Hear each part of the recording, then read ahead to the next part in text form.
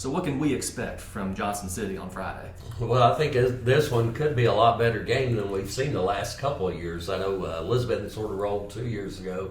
Then Science Hill rolled to 35-14 win last season. I think first thing you got to look at is that quarterback battle.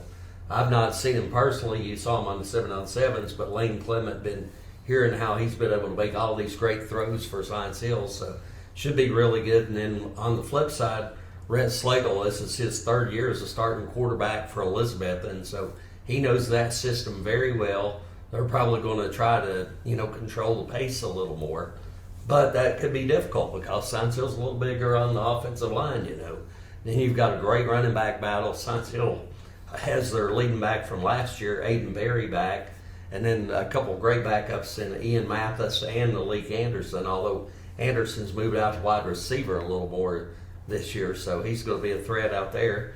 And then, the big thing with Science Hill I like about them, they have that potential for those big plays, those offensive plays. When I talked to Sean Witten at Elizabethton earlier this week, he was saying that's the thing. They can't let Science Hill have those big plays. Last year, Baylor Necessary had like a 99-yard run for a touchdown, just totally changed that game, and really that seems to be the key, to the game for, both teams.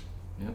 And the Wallen cousins for Elizabethton, Justice, Jay Bird, and Zach, impact players for Elizabeth. What does Elizabethton have to do?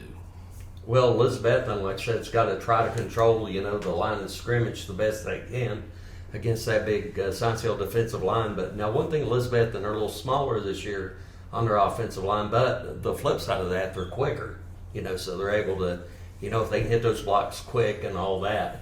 And like Sean said, if they get out to an early lead, and control that tempo, should be good. And then they've got an ace in the hole if it comes down to special teams. Will Bowers, their kicker,